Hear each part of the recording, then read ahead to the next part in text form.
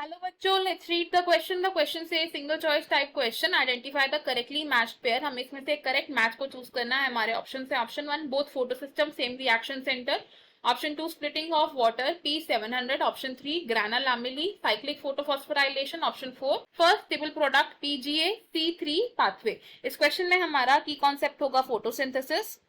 की concept is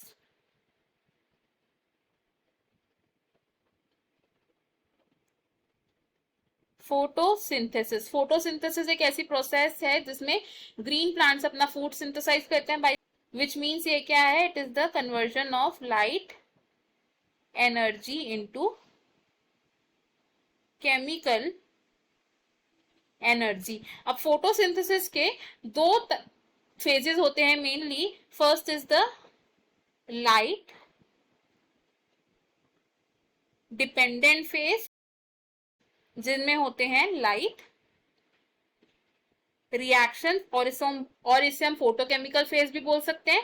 second is the light independent phase of photosynthesis जिसे हम dark reactions बोलते हैं. डार्क रिएक्शंस में लाइट रिएक्शंस के प्रोडक्ट्स को which means ATP and NADPH को यूज किया जाता है एंड कार्बन डाइऑक्साइड की फिक्सेशन की जाती है. सबसे पहले अगर बात करें ऑप्शन नंबर 1 की, तो रिएक्शन सेंटर कौन फॉर्म करता है? Reaction center is formed by one molecule of chlorophyll A. जो क्लोरोफिल ए है ये लाइट को ऑब्जॉर्ब करता है during the photochemical phase of photosynthesis. अब अगर क्लोरोफिल ए लाइट को ऑब्जॉर्ब कर रहा है एट 700 नैनोमीटर तो इसे हम बोलते हैं P700 and P700 reaction centre होता है PS1 का यानी कि फोटो सिस्टम 1 का. और अगर ये लाइट को ऑब्जॉर्ब कर रहा है मैक्सिमा एट 680 नैनोमीटर तो इसका जो रिएक्शन सेंटर है it is P680 and it is for PS2 यानी कि फोटो सिस्टम 2. तो फोटो सिस्टम 1 और फोटो सिस्टम 2 का रिएक्शन सेंटर डिफरेंट होता है ना कि सेम होता है. ऑप्शन 2 की अगर हम बात करें regarding the splitting of water molecule जिसे हम फोटोलिसिस ऑफ वाटर मॉलिक्यूल भी कहते हैं, तो वाटर मॉलिक्यूल की स्प्लिटिंग कैसे होती है? One molecule of water split करता है into 2 protons plus 2 electrons and a nascent oxygen. अब ये जो वाटर मॉलिक्यूल की स्प्लिटिंग है ये किसके साथ एसोसिएटेड है? It is associated with photosystem 2 which is PS2.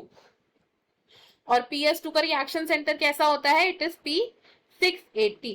Water molecule की स्प्लिटिंग से क्या होता है? During the non cyclic photophosphorylation एक कंटिन्यूअस सप्लाई ऑफ इलेक्ट्रॉन्स मिलता है PS2 को. थर्ड अगर बात करें ऑप्शन 3 की विच इज लैमेले ऑफ ग्राना.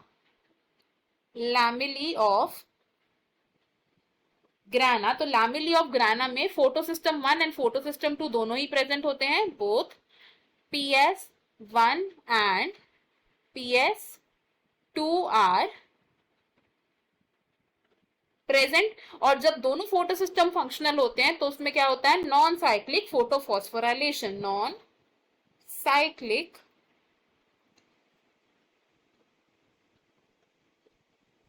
फोटोफॉस्फोराइलेशन होती है. लेकिन अगर सिर्फ PS1 फंक्शनल है तो क्या होगी? साइक्लिक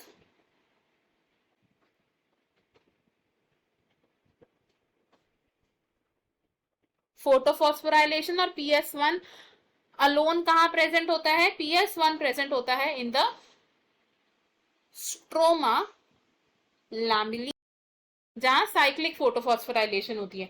नेक्स्ट अब बात करें ऑप्शन नंबर 4 की, तो जो C3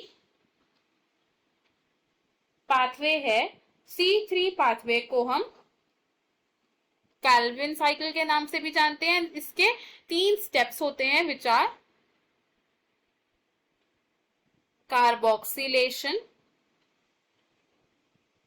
reduction and regeneration. The first step यानी कि कार्बोक्सिलेशन के दौरान क्या होता है?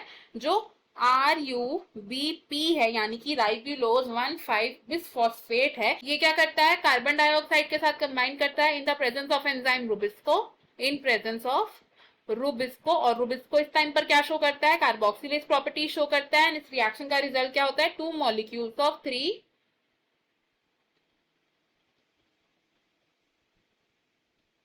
फॉस्फोग्लिसरेट बनते हैं, जिसे हम PGA के नाम से भी जानते हैं। अब ये जो 3 फॉस्फोग्लिसरेट है, ये क्या है, it is the first stable product of carbon dioxide fixation. And जो फॉस्फोग्लिसरेट है, ये एक 3 कार्बन कंपाउंड है, इसलिए कैल्विन साइकिल को हम C3 साइकिल भी बोलते हैं। अगर हम अपने ऑप्शंस देखें, हमें इसमें से करेक्टली मैच्ड पेयर को चूज करना है। ऑप्शन 1 हमारा रॉन्ग हो जाएगा बिकॉज दोनों फोटो सिस्टम का रिएक्शन सेंटर डिफरेंट होता है। ऑप्शन 2 भी रॉन्ग हो जाएगा because splitting of water associated होती है विद P680 ना कि P700।